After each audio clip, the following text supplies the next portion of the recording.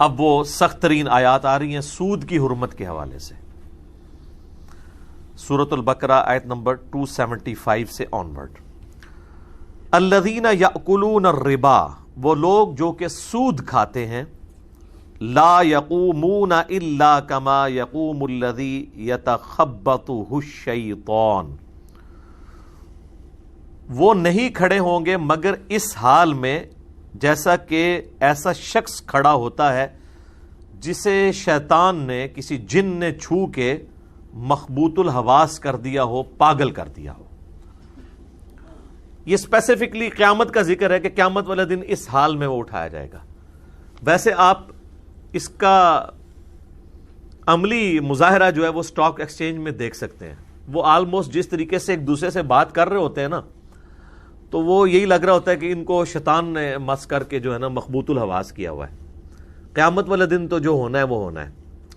Stock exchange کی کمائی مطلقاً حرام نہیں ہے، اس میں جو حلال کے کاروبار کے ایسٹس ہیں وہ صحیح ہیں، لیکن جو حرام کا پورشن ہے وہ تو حرام ہے. یعنی ایسے کاروبار میں مال کھپانا جو فی نفسی غلط تھا وہ تو غلط ہے. تو اللہ تعالیٰ ہمارا جو دنیا میں سود کھانے والا آدمی ہے وہ قیامت والے دن اللہ کے حضور اس حال میں کھڑا کیا جائے گا جس طرح کہ شیطان نے اسے مخبوط الحواس کر دیا ہو، من المس، چھو کر. ذالک بانہم، یہ اس لیے ہے کہ یہ لوگ کہتے ہیں قالوا انما البیع مثل الربا، کہ تجارت بھی تو سود کی مانند ہے. وَأَحَلَّ اللَّهُ الْبَيْعَ وَحَرَّمَ الرِّبَا، جبکہ اللہ تعالیٰ نے تجارت کو حلال کیا ہے اور سود کو حرام کیا ہے. دیکھیں یہ بڑی امپورٹنٹ بات ہے. جو سود کھانے والے ہیں وہ کہتے ہیں کہ تجارت بھی تو سود والا ہی معاملہ ہے. سود ویسے کوئی لفظ برا نہیں ہے، ہم اردو میں اس لفظ کو استعمال کرتے ہیں، یہ فارسی زبان کا لفظ ہے. سود مند کہتے نہیں یہ چیز بڑی سود مند ہے، فائدے والی ہے.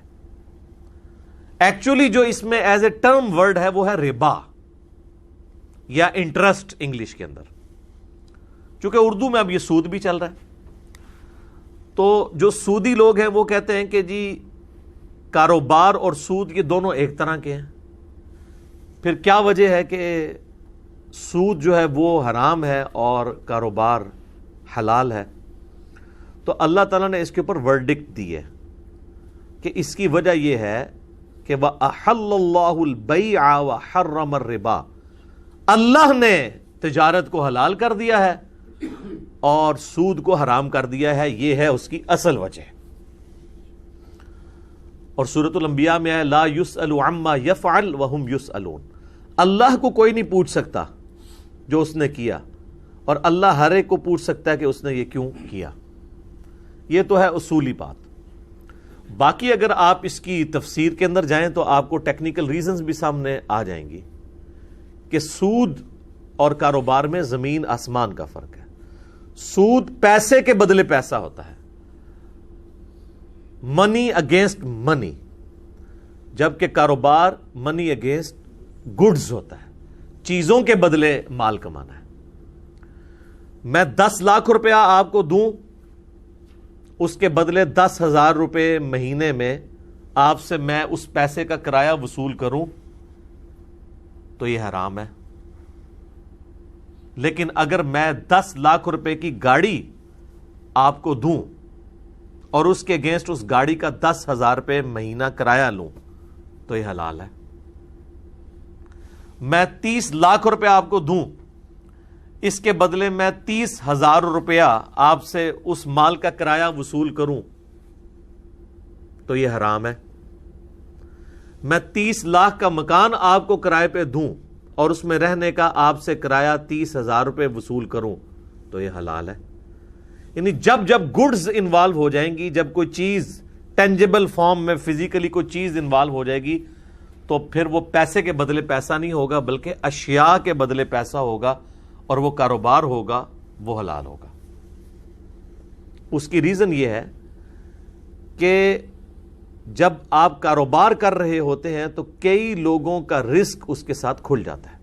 مثلا کسی نے رینٹ کار کا کاروبار شروع کیا ہوا ہے, گاڑی اس نے کرائے پہ چھوڑی بھی ہے, اب وہ گاڑی 50 لاکھ روپے کی بھی ہو نا, اس کے اوپر 0 زکات ہے.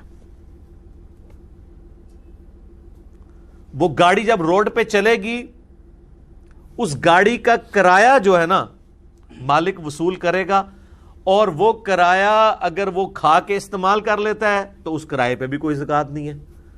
ہاں اگر وہ کرایہ جوڑتا رہتا ہے اور سال میں 7.5 تولے سونے کے برابر اس کی مالیت ہو جاتی ہے تو زکات دے گا, ورنہ 50 لاکھ کی گاڑی کے اوپر نہ گاڑی کے اوپر زکات ہے اور نہ اس کی کمائی کے اوپر. اگر وہ کمائی جڑ نہیں رہی, آپ ساتھ ساتھ کھا رہے ہیں. جیسے میں اکثر بتاتا ہوں کہ اسلام آباد میں کروڑ پتی غریب لوگ ہیں, F7 میں کروڑوں روپے کی ان کی کوٹھی ہے, زکات کوئی نہیں ہے. ایک پورشن میں خود رہتے ہیں, دوسرا پورشن کرائے پہ دیا ہوا ہے, 70,000 80,000 بعض اوقات لاکھ 1.5 لاکھ 3 لاکھ 4 لاکھ روپیہ بھی کرایہ وہاں پہ موجود ہے. وہ کرایہ اس سے وصول کرتے ہیں اور وہ مہینے کا اپنا خرچہ چلاتے ہیں. At the end of the day ان کی کروڑوں روپے کی کوٹھی کے اوپر 0 زکات ہے, کیونکہ انہوں نے اپنا مال رننگ میں لائے ہوئے ہیں. جو اوپر کرایہ دار رہ رہے ہیں ان کو اس سے نفع پہنچ رہا ہے نا. پھر اس گھر کے ساتھ وابستہ جتنی بھی چیزیں ہیں, کوڑا کرکٹ اٹھانے کے لیے کوئی مزدور آتا ہے, اس کی روزی اس کے ساتھ جڑی ہوئی ہے. پھر وہ بجلی استعمال کر رہے ہیں, اس بجلی کا کرایہ دے رہے ہیں گورنمنٹ کو, وابڈا کے پورے ملازمین کی تنخواہیں اس کے ساتھ جڑی ہوئی ہیں. تو اسلام یہ کہتا ہے کہ پیسہ رننگ میں آئے تو وہ کاروبار ہے, وہ حلال ہے اور اس میں اللہ کی طرف سے برکت ہے. اور پیسے کے بدلے پیسہ کمایا جائے کاروبار میں لگائے بغیر, لوگوں کا آ جائے کہ یہ لو پیسے اور مجھے اس کے بدلے اتنے پیسے دو, تو یہ ہے ظلم. اور یہ بھی یاد رکھیے گا کہ پروفٹ کی پرسنٹیج تو آپ فکس کر سکتے ہیں, لیکن پروفٹ کو آپ فکس نہیں کر سکتے. مثلا میں نے اگر کسی کے کاروبار میں 10 لاکھ روپے لگائے, کاروبار میں ایز اے سلیپنگ پارٹنر, جسے مداربہ بھی یہ کہتے ہیں, کہ محنت تیری ہوگی مال میرا ہوگا, اور میں اس کے ساتھ یہ طے کروں گا کہ مجھے آپ نے کمائی کا سپوز 50% دینا ہے, وہ اب میری مرضی ہے, جس طرح ہم کنسنسس کے ساتھ کریں. 30% لے سکتے ہیں, 70% وہ لے لے, 30% آپ. آسان سمجھانے کے لیے 50% وہ لیتا ہے, 50% آپ. تو جو پروفٹ ہے اس کی پرسنٹیج فکس ہو گئی, کیا 50%. مراد یہ کہ اگر وہ 10 لاکھ سے 10,000 روپیہ کمائے گا تو 5,000 آپ کو دے گا اور 5,000 خود. لیکن اگر اگلے مہینے وہ 5,000 کمائے گا تو اب آپ کو 5,000 نہیں وہ دے گا, بلکہ 2,500 دے گا. اب آپ اس کو نہیں کہہ سکتے کہ جی پچھلے مہینے تو نے مجھے دیا تھا 5,000 روپیہ, تو فکس کر میرے ساتھ کہ مجھے ہر مہینے تو 5,000 ہی دے گا یا 10,000 ہی دے گا, تو یہ سود ہو جائے گا. کرایہ آپ فکس کر سکتے ہیں کیونکہ اس میں گڈز انوالو ہو جاتی ہیں. کہ آپ نے کسی کو چنگچی لے دی اور اسے کہا کہ روزانہ کا 300 کرایہ مجھے دینا ہے, تو اب یہ چیز کا کرایہ ہے, یہ بالکل جائز ہوگا. لیکن اگر آپ کسی کاروبار میں انویسٹمنٹ کرتے ہیں پھر آپ اس سے فکس منی نہیں لیں گے, بلکہ پرسنٹیج لیں گے اس کی کمائی کی. اور اس میں یہ کہ اگر وہ اگلی دفعہ 20,000 کماتا ہے تو پھر آپ کو 10,000 دے گا, اگر 40,000 کماتا ہے تو 20,000 دے گا, 1 لاکھ کماتا ہے تو 50,000 دے گا. اور ایک اور بات, اگر وہ کچھ بھی نہیں کماتا کچھ بھی نہیں دے گا. اور اس سے اگلی بات کہ اگر اس کو نقصان ہو جاتا ہے تو نقصان بھی وہ برداشت نہیں کرے گا, نقصان اس نے برداشت کرنا ہوگا جس نے پیسے لگائے ہیں. اسلام میں یہ کہ جس کا مال لگا ہوا ہے نا, نقصان اس نے برداشت کرنا ہے. کیوں؟ لاجیکلی محنت کرنے والے تو محنت کی, نقصان ہو گیا, نقصان ہونے سے محنت والے کی محنت ضائع ہوئی, اور مال والے کا کیا ضائع ہوگا؟ مال. یہ تو نہیں کہ اس بیچارے کی محنت بھی گئی, اس کے بعد پیسے بھی نہیں تھے اور وہ پیسہ بھی برداشت کرے. کسی نے زمین میں کھیتی باڑی کی کسی دوسرے کی زمین پہ, فصل خراب ہو گئی, تو کھیتی باڑی کرنے والے کسان کی محنت کا نقصان ہوا اور اس کی جو ہے وہ انویسٹمنٹ کا نقصان ہوا. اب وہ یہ نہیں کہے گا کہ جی اس سے تو لاکھ کی کمائی ہونی تھی تو نقصان ہو گیا, آدھا تو برداشت کر آدھا میں. نہیں, پورے کا پورا وہی برداشت کرے گا. اس کا مال ضائع ہوگا اور کسان کی محنت ضائع ہوگی, ورنہ تو ظلم ہو جائے گا.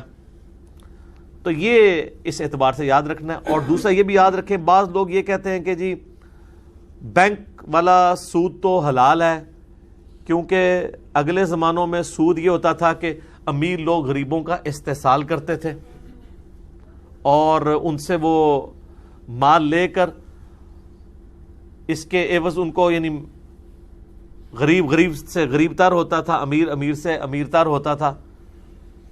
آج کل تو بالکل الٹا سسٹم ہے. بینک خود کہتا ہے کہ آپ ہمارے پاس پیسے رکھوائیں, ہم آپ کو اتنا سود دیں گے. تو بینک پہ تو کوئی ظلم نہیں ہو رہا, بینک تو خود آپ کو آفر دے رہا ہے, لہذا یہ وہ والا سود نہیں ہے. تو یاد رکھیں کہ سود فی نفسہ ہی حرام ہے. یہ تو اسی طریقے سے ہے کہ کوئی شخص یہ کہے کہ اگر مرد و عورت اپنی مرضی سے بدکاری کر لیں تو ان پہ کوئی سزا نہیں ہوگی. کسی عورت پہ ظلم تو نہیں ہوا, مرضی سے ہوا ہے. چونکہ زنا فی نفسہ ہی اللہ نے حرام کیا, لہذا بالرضا بھی حرام ہوگا اور بالجبر بھی حرام ہوگا. سود خواہ استحصال کے طور پہ کیا جائے کسی کا تب بھی حرام ہے, اور خواہ دونوں کی مرضی سے ہو تب بھی حرام ہے. اس میں جاوید احمد غامدی صاحب نے ایک بات کی جو پارشلی درست ہے کسی حد تک, لیکن وہ آدھی بات نقصان دہ ہوتی ہے. انہوں نے کہیں سوال جواب کرتے ہوئے مختصراً یہ بات کی کہ سود لینا گناہ ہے, سود دینا گناہ نہیں ہے. کیونکہ سود لینے والا کسی کا استحصال کر رہا ہے اور سود دینے والا تو بیچارہ مجبور ہے, وہ سود دے گا. یعنی اگر کسی نے بینک سے قرضہ اٹھایا تو وہ بینک کو مجبوراً اس کو سود پہ دینا ہے. دنیا کی پوری اس وقت اکانومی ظاہر ہے کہ وہ ایک پیپر منی کی ذریعے یہودیوں نے ایک پورا سسٹم خراب کر دیا. اس پہ میری یوٹیوب پہ ایک ویڈیو بھی آپ لکھ لیں, گولڈ اور ساتھ لکھ دیں انجینئر محمد علی مرزا یا بارٹر سسٹم اور پیپر کرنسی, تو وہ میرا کلپ کھل جائے گا. اس میں میں نے اس کے اوپر ڈیٹیل سے ڈسکشن کی ہے. اب آج مال نہیں کہ میں اس تفصیل میں جاؤں. حالانکہ غامدی صاحب نے پی ٹی وی کے اوپر آج سے تقریباً 15-20 سال پہلے جو پروگرام کیے ہیں اس میں انہوں نے بالکل صراحتاً یہ بات کی تھی کہ جس طرح زنا بالرضا حرام ہے, اس طرح مرضی کے ساتھ سود لینا اور دینا دونوں حرام ہے. اس وقت بھی انہوں نے یہ بات کی تھی کہ اصلاً سود کھانا حرام ہے, لیکن اس میں ساتھ انہوں نے ایک جملہ بولا تھا کہ اگرچہ اصلاً یہ حرام ہے لیکن سود دینے والا بھی اس جرم میں برابر کا شریک ہے کیونکہ وہ اس سسٹم کو سپورٹ کر رہا ہے. اب آج کل وہ آدھی بات کرتے ہیں, وہ جو دوسرے والا حصہ ہے انہوں نے چھوڑ دیا ہوا ہے, اس لیے لوگ ان کی پھر آدھی بات لے کے تو کہتے ہیں جی دیکھیں جی ہم تو سود دیکھیں کھا نہیں رہے, ہم تو بینک کو سود دے رہے ہیں, تو بینک گناہگار ہوگا. تو اصلاً تو وہ ہے, لیکن چونکہ آپ اس سسٹم کا حصہ بنے ہوئے ہیں لہذا آپ بھی اس کے اندر شامل ہیں.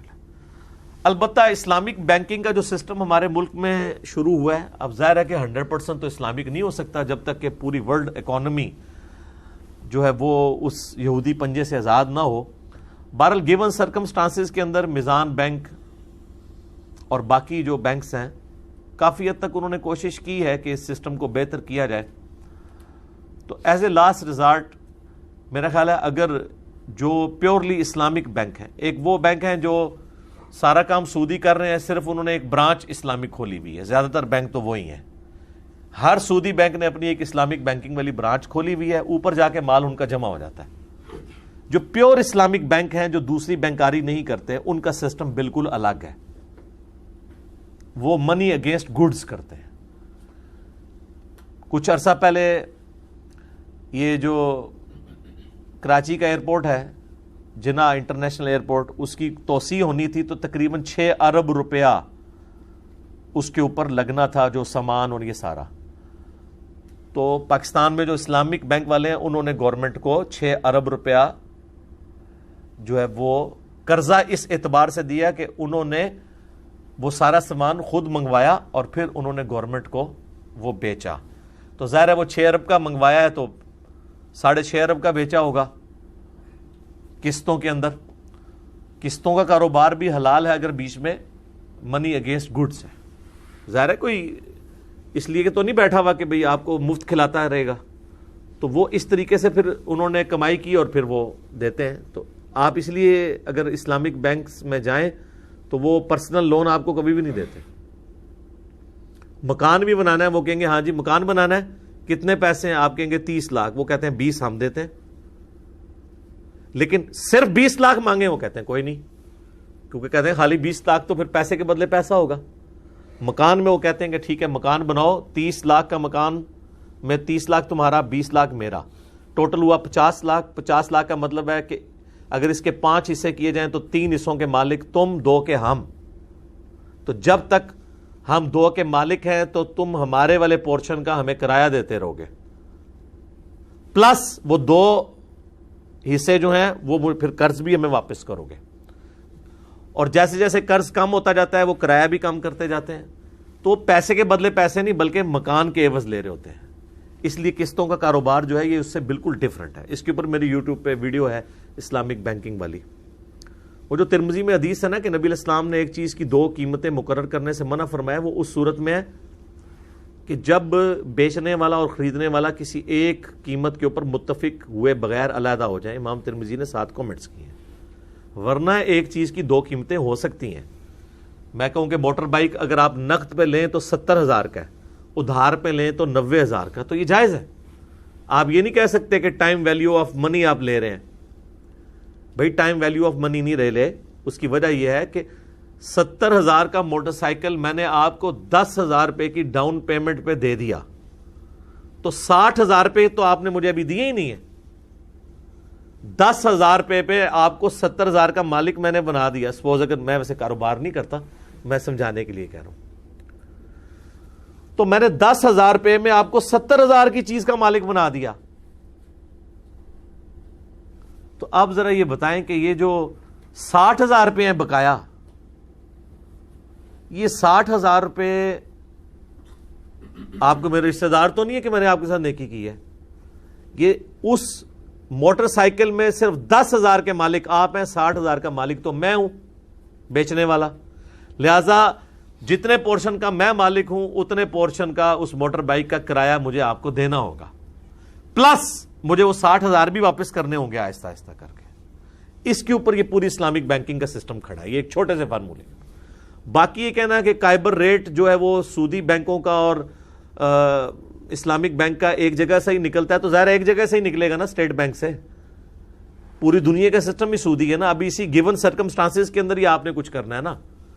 اب آپ یہ کہتے ہیں کہ جی وہ اسی آلودہ ہوا کے اندر ہم بھی سانس لے رہے ہیں اور دوسرے بھی لے رہے ہیں, تو بھئی اب پوری ہوا ہی آلودہ ہے, یہاں سے تو ہمارے لیے بچنا محال ہے. البتہ اگر آپ نے امرود کاٹ کے رکھے ہیں اس میں کیڑے نکل آئے, پھر میں آپ کو یہ مشورہ نہیں دوں گا کہ آپ اس کو کھانا شروع کر دیں. اس سے تو بچنا ممکن تھا. تو جہاں تک بچنا ممکن ہے وہ تو آپ نے بچنا ہے. باقی بینک ٹوٹلی تو اس کا کاروبار حرام نہیں ہے, بڑی خدمت کا کام ہے. آپ کے سارے بل جمع ہوتے ہیں, آپ کے پیسے کی حفاظت کرتا ہے. یہ چھوٹی خدمت ہے بینک کی. یہ تو سودی سسٹم کی وجہ سے ہمیں اس بینکنگ نظام کے ساتھ اختلاف ہے. ادروائز بینکنگ فی نفس ہی تو ایک بہترین چیز ہے اگر یہ ساری قباحتیں اس میں سے ایک ایک کر کے نکلیں.